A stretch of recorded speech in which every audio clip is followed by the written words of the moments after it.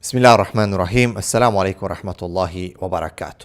What is a high value man according to the Quran and Sunnah? We keep hearing this term, high value man. Well, high value man, first and foremost, what is a person that every man should want to be. Work wants him. Companies want him. People want to be around him. Women want him. Everyone wants this man. But what does high value mean according to Quran and Sunnah? What's the standard? First and foremost, the value of this man has to be gauged against the requirements of Allah subhanahu wa ta'ala. He is the one who created him, and it is Allah that this man is trying to basically impress, right? So, not that Allah needs to be impressed, but you know what I mean, the niyyah is for Allah. So, I've extracted 6 points that I believe, based on my studies, are the most important. 6 characteristics that a high value man, Muslim man, should have. Number 1, Aqidah, Iman. You have to have strong Iman. If you have no Iman, you can have everything else in this world. And that's why I believe that these men, especially in the Western culture, hear a lot about high value man, a lot of it to do with red pill movement, a lot of it to do with these, self-development courses, Tony Robinson, all these people keep talking about high value man. But these people don't have Aqidah and Iman, so they're not high value men. Their value is not in the side of Allah subhanahu wa ta'ala. It's in the side of people. Does it matter when it comes to people? Yes, it does. But it's not the most important. It's Allah that matters the most. So you have to have Aqidah, Iman, faith. That's the first thing. A man has to invest in his knowledge.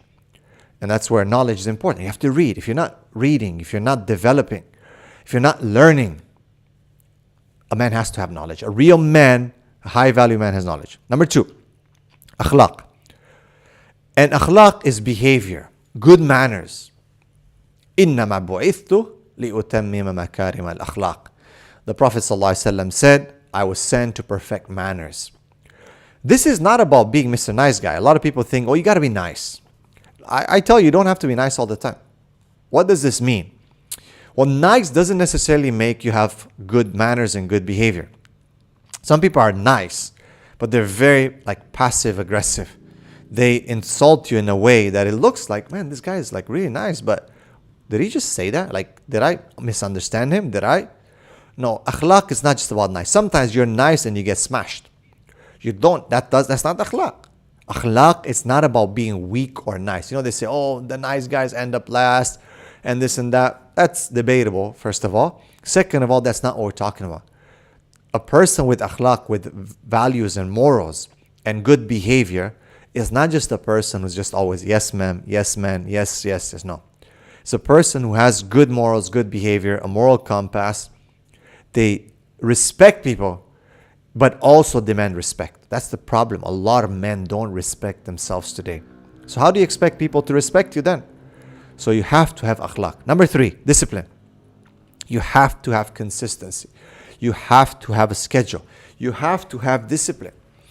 If you don't have discipline, you're going to fall. You can be the smartest man. You can have all the knowledge. Even you can have Iman and believe in Allah subhanahu wa ta'ala. If you're not praying, you don't have the discipline of waking up for Fajr. You don't have the discipline of maintaining the salawat. You don't have the discipline for fasting or anything, going to work, having, working out, taking care of your body, which is amana. Forget it. You can have all the knowledge. The knowledge is not going to benefit you. It needs to be coupled with action. Number 4, courage. You have to be courageous. And being courageous is not being afraid. You'll have fear in life. Many things. People have a lot of fears. You will have fears in life. But it's about still doing it. That's courageous. Being afraid sometimes, but still doing it. You have to be strong. You have to know how to fight. You have to invest in yourself to be able to be brave, to have confidence. It's very, very important. Number 5, a high value man, Muslim man, has strong finances. Doesn't have to be like you have to be like the richest man. No, but you have to be able to take care of things. And as a man, you're responsible.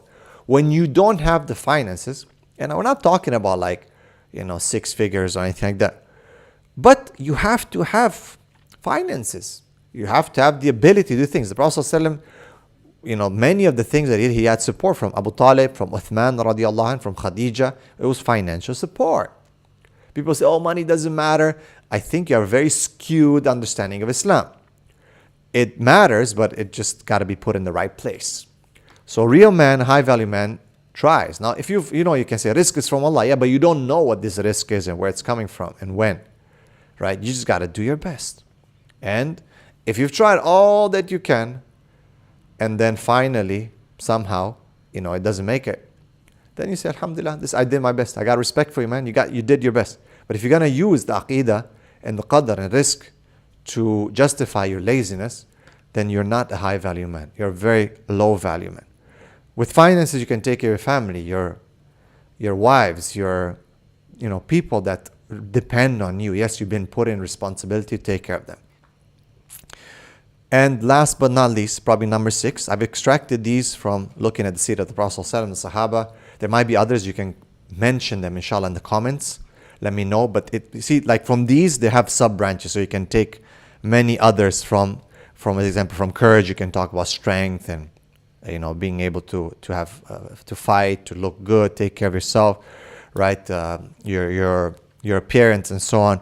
There's so many things with Aqidah. We can talk about knowledge, secular and Sharia, and many other things.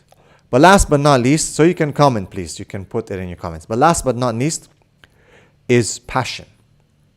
You have to have passion. When you look at the Sahaba, you look at Umar Khattab, Abu Bakr, Uthman, Ali, the Arabs at that time, the passion that they had. And passion also can be in compassion. And this is where the Prophet ﷺ we see. It's not about weakness here. It's about feeling. And many men today don't feel anymore. They've closed it off because they're afraid to be hurt. They're afraid. Sometimes they didn't even experience it, but just what's been pushed out there on the media. So they close their emotions. They're not emotionally fluent and they're not passionate. Hence, they don't love anymore. The Prophet ﷺ loved. The Sahabas loved. They had passion. They're passionate people. When you do things without passion, is like so dry. Yeah, it looks supposedly good, but it's missing the spirit. So these are 6 points that I believe from the Quran, Sunnah, from the Sahaba's life and the Prophet ﷺ that make a Muslim man to be a high value man. Barakallahu fikum. Please check out the links in the description to support this work.